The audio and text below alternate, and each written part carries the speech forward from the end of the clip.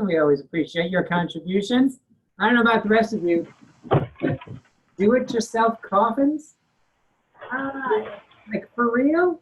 Do-it-yourself coffins. All right. How about not on that one? All right, so a couple of quick announcements. Do want to remind you that tomorrow at 9 o'clock, we do have the one, the only Marty Miller joining us since we finished our 66 days this morning. He's going to join us to celebrate that, talk with you a little bit about what he's got going on now. And then as we mentioned this morning, we will launch another 66-day challenge, which he started about a week and a half ago, version 4 of that updated information. So do make sure you join us at 9 o'clock tomorrow. And then at 1 o'clock, I want to be certain that everyone knows that there is a mastermind discussion scheduled regarding squeezing the orange and making sure that all of you have opportunities to create additional transactions from the current transactions you're working on. We want to make sure that we're turning one into many as often as we possibly can. So do tune into that at 1 o'clock. We'll have a lot of great discussion and good ideas and strategies for you to implement. Some updated news on our friend Diego.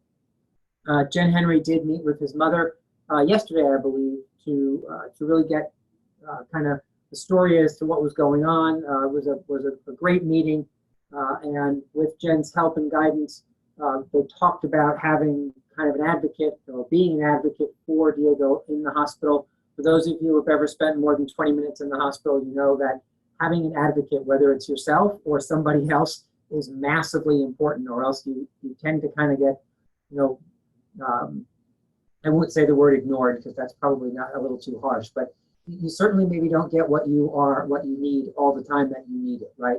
So after that meeting with Jen yesterday, a follow-up conversation with Diego's stepfather, they now have a social worker at the hospital dedicated to making sure that Diego gets what he needs, and that started this afternoon or tomorrow with now daily FaceTime conversations with his parents. So that's an awesome step in the right direction.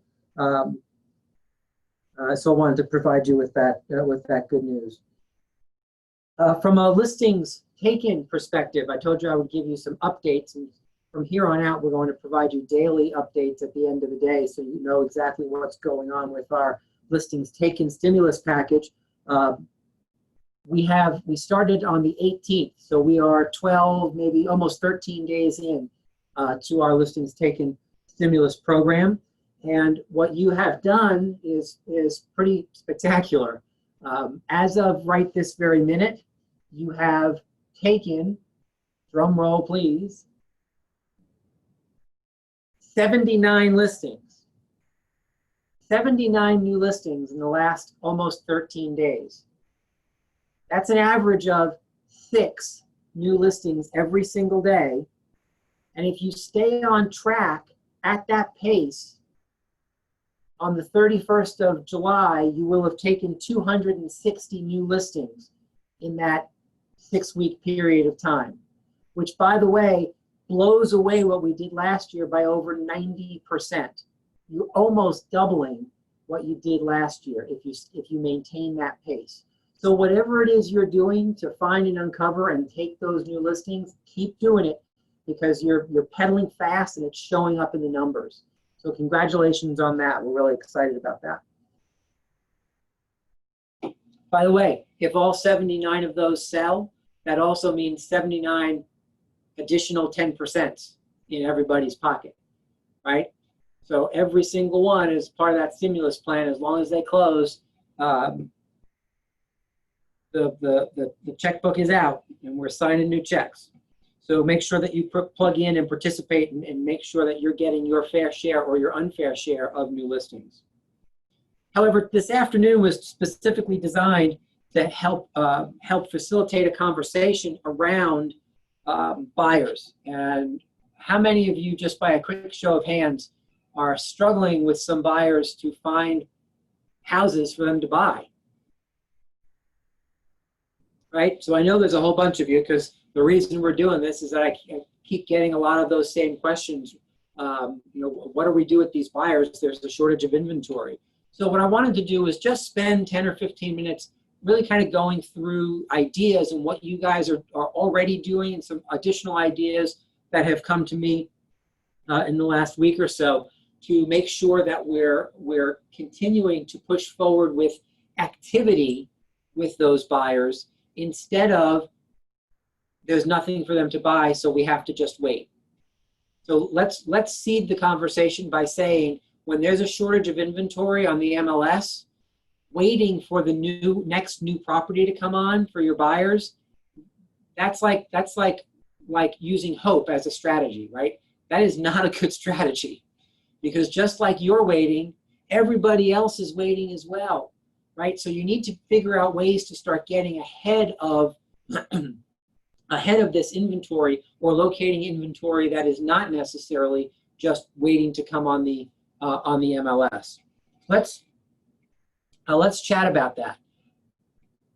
What are you doing so far? Who wants to share some ideas that they're currently doing to help find properties for buyers that you're struggling with low inventory on?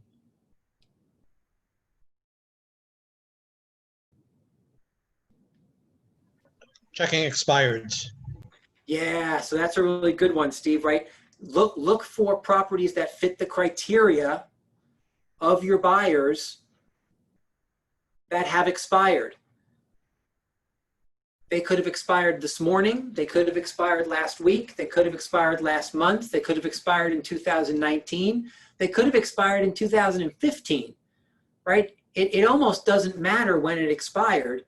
If you find properties that are expired that match the criteria of your current buyers, give them a call.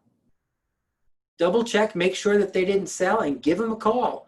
Hey, I just wanted to make sure that you recognized the massive shortage of inventory, which could put you in a really powerful position with any buyers out there. I'm curious, have you thought about putting your home back on the market? I could make it very easy. Let's sign an agreement for me to just show this one couple your property. Right? They don't necessarily have to put it on the market. And here's the fun news. If your folks don't like it, well, now you've made some inroads for a potential new listing, right? Because if they were excited enough to have you show at least one property, they should be excited enough to kind of get their house on the market to see what's going to come their way in the next couple of months. So I love that one, expireds. What else? What else are you doing?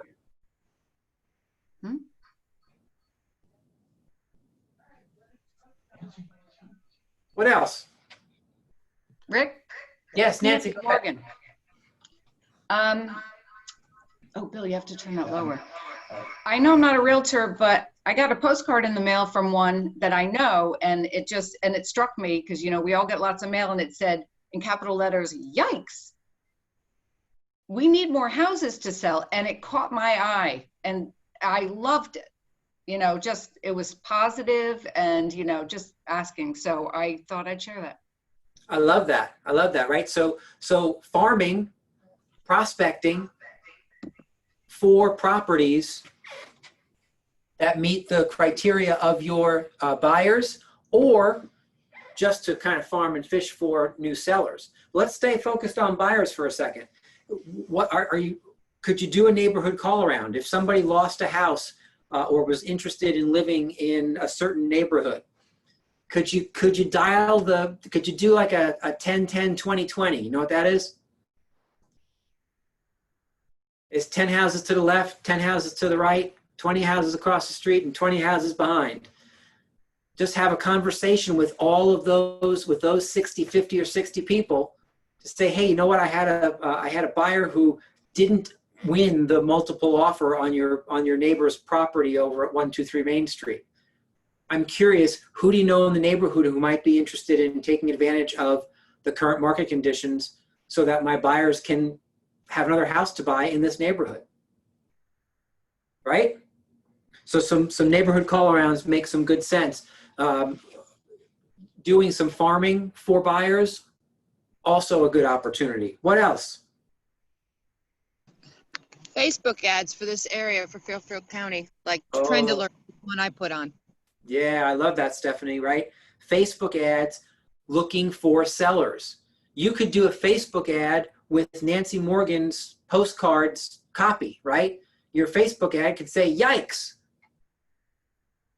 Let me spell that for you. It's Y-I-K-E-S. And sometimes it's Y-I-I-I-I-I-I-K-E-S, right? So you could combine those two things, but using the Facebook ads to attract potential sellers for your buyers. How awesome to go back to your buyers and say, hey, I just put this out for you. It's like an APB for your property, the property that you're searching for. Maybe you run two. Maybe you run one that's kind of generic, and maybe you run one that actually has the criteria of the buyers. I don't know. If a seller sees their home in that criteria, you may well get a phone call. So I love that. What else?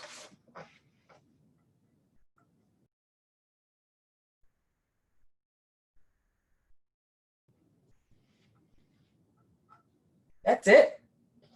You're gonna make me go? All right, maybe go ahead. Less of a selection than expireds, but more motivated. Checking withdrawals also, and then contacting the agent that was associated with it. Yeah, really smart, right? So the withdrawns, just like the expireds, do offer an opportunity. Just remember that when it's withdrawn, you need to contact the listing agent at the bottom of the property. You can't call those sellers directly.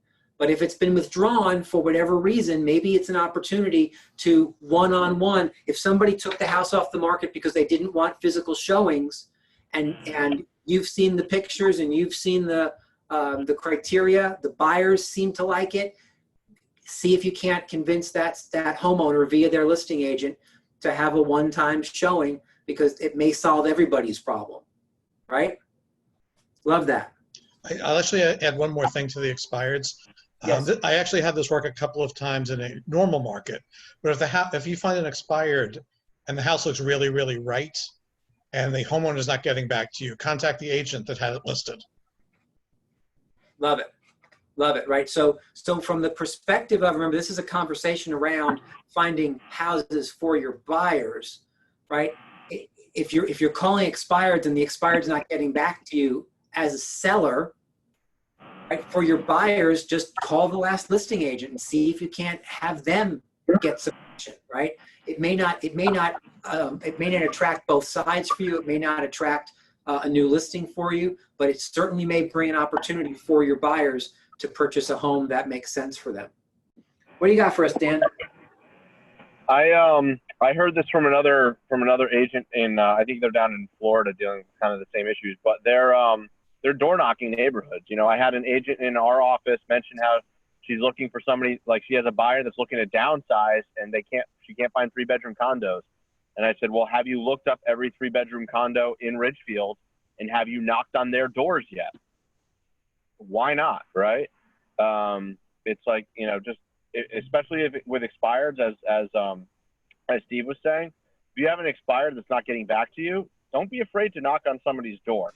I mean, I would recommend maybe wearing a mask, and then as soon as you knock, step away, back away from the door, just with everything going on right now. But I think you know, taking that extra step really goes a long, long way. Yeah, I agree. And I would plus that by saying, don't just wear a mask, get a whole hazmat suit. That would be totally fun. Showing up at somebody's front door with like all your hazmat gear on. I love that idea. And here's the good news. It's been like 80+ degrees the past few days, and extremely humid. So I don't know if I'm going to recommend the hazmat suit, but well, yeah. It depends. If you want to lose weight and find properties for your buyers at the exact same time, you can put that hazmat suit on, have some fun, lose some water weight. Come on, it's all about results, man.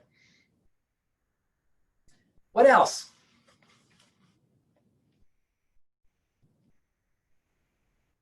All right, I got a couple to share with you.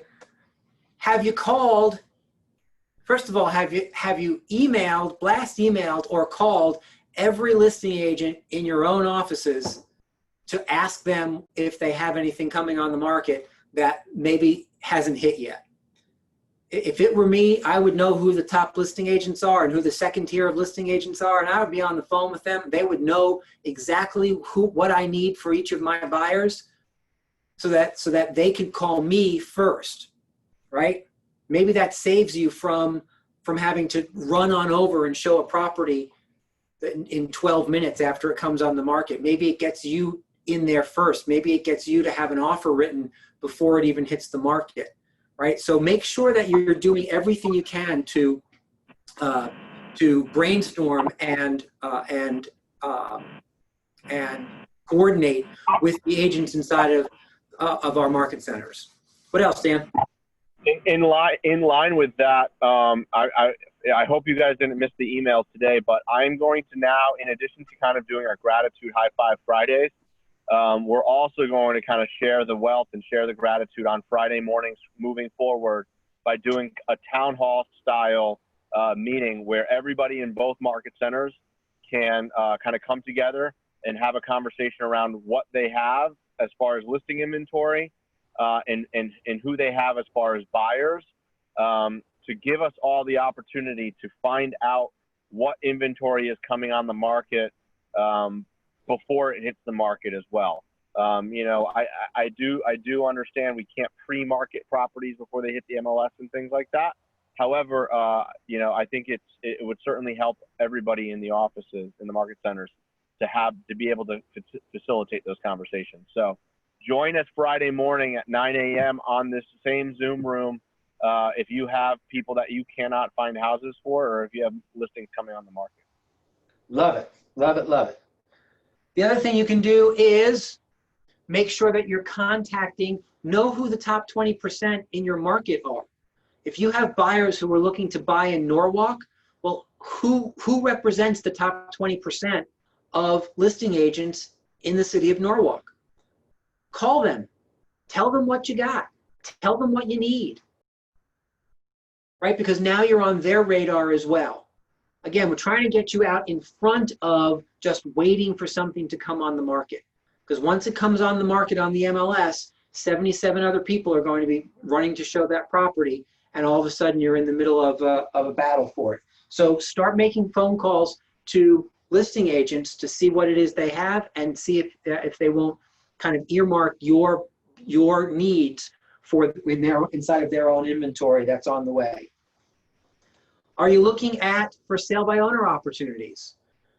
Have you gone online and Googled for sale by owners in Norwalk? Have you gone online and looked for certain properties in Bethel that are listed for sale by owner? Have you gone to the for sale by owner sites specifically and scrolled through to see if there's inventory or properties that might be specific to, I'll come back to you, Dan, I'm going to mute you a second, to your buyers? Are you driving around looking at signs that might say for sale by owner that you can go and preview to see if they're good for your buyers? Don't preview it if you don't have the buyer. Don't lie to the for sale by owner, because they always know you're lying, right? But if you really do have a buyer that might work for that house, stop by, call them, call the number and say, I'm in your driveway. I wondered if I could put my hazmat suit on and kind of walk through your property. I'm struggling finding buyers for my houses for my buyers, and your house might be worth them seeing. Can I come and check it out? Right? Again, worst case scenario, it's not right, or worst case scenario, you show it and they don't buy it, but now you've made another communication, you've made a contact for a potential listing if and when that does not sell by owner. So make sure you're diving into for sale by owners as well. Go ahead, Dan. I think that's a huge opportunity right now. I don't know about all of you, but just driving around, I'm seeing way, way, way more for sale by owner signs going up. I think it's just the kind of the nature of the market, right? People hear it's a hot market and all of a sudden they think they can sell the house themselves by putting a sign in the driveway, not realizing that there's still more that comes along with it, right? Big opportunity there. And again, if you're doing that, don't be a listing agent when you're talking to that for sale by owner. Be a buyer's agent. Be all about finding a property for your buyer. try and convert them as a listing after the fact, but be all about working for your buyer at that moment in time. Another idea that I think you should be looking at is call your old CMAs, your own old CMAs. Have you done market analyses for people in the past, in the last 6 months, 12 months, 3 years, 5 years, who never came on the market? Do you have a stack of those? Are they in your database? Do you have notes on them? Be calling them. Hey, you know what? We met 3 years ago. It never turned into anything. Curious if you're still interested or if it would benefit you to have your house on the market.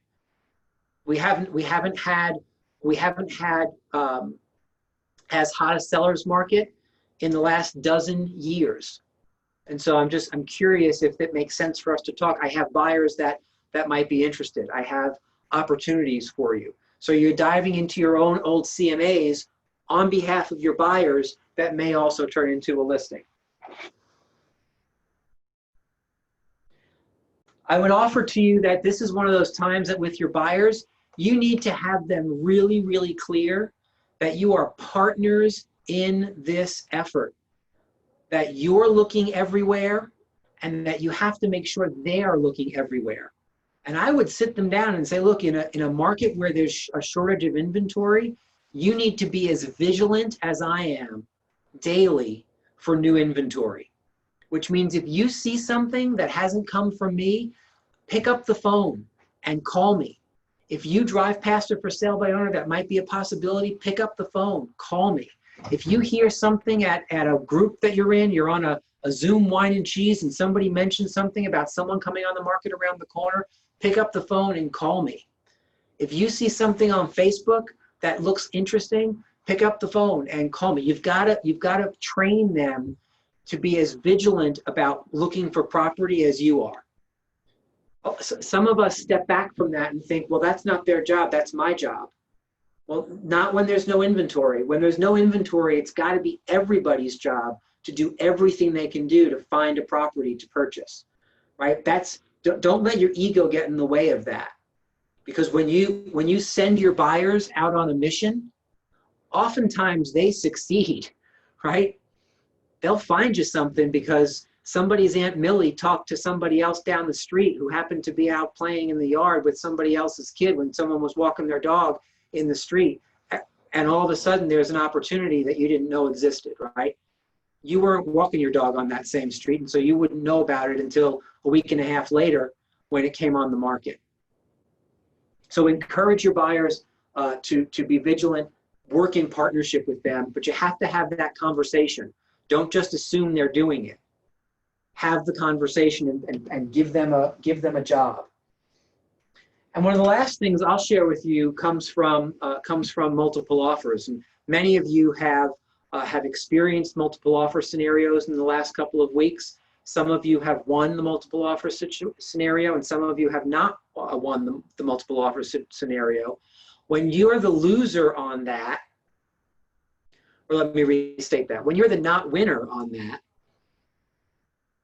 what if you went to the neighbors with that conversation, right? We talk about this from a listing agent's perspective, right? When you're a listing agent and you have multiple offers on your property, you get to go to the neighbors and say, hey, I just wanted to let you know, we put the Jones's house on the market. We got 5 offers in the first 48 hours. We could only choose one. However, I now know for certain there are 4 other hot buyers right now looking for a property in this neighborhood. Does it make sense to put your house on the market? I'll give those other agents a call and see if we can't get those buyers into your house. So we do that as listing agents. What if we did it as buyer's agents as well? When you don't get the house, you make the phone call to the neighbors, utilizing the fact that, hey, I represent buyers who didn't win the multiple bid scenario at the Jones's house up the street. I'm curious, who do you know in the neighborhood that might be interested in taking advantage of what's going on in the market? Because I have buyers who are interested in being right here. Right, so it's another way for you to use, on the buyer side, use the same information to get a conversation going with somebody else in the neighborhood, or somebody else who just happens to do an MLS search on comps for that property. cold call some comps. Can't hurt, right? Anything else that we're missing? That's a pretty good list. Anything else that we're missing? What can you think of? What are you doing?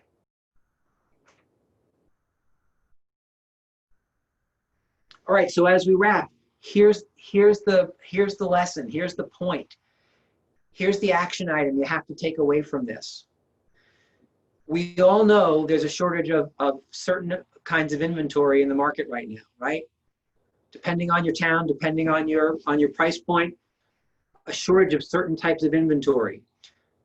Please don't be the real estate agent that wakes up every morning hoping something new comes on the MLS, checking as soon as you get up and checking 17 times a day, which you need to be doing anyway, but stopping your activity then and there.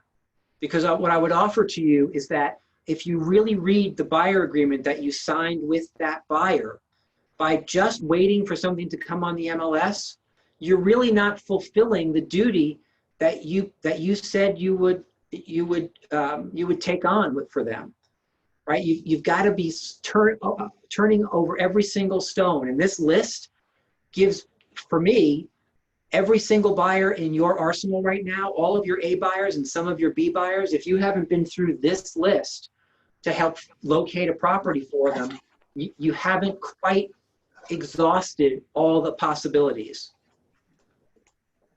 Does that make sense? So dive on in. If you need scripts, we can certainly get you some help with some scripts. But this is the path to finding better properties for your buyers. And trust me, those buyers, when you tell them all the things that you're doing, because you're going to tell them because you want them to be doing the same thing.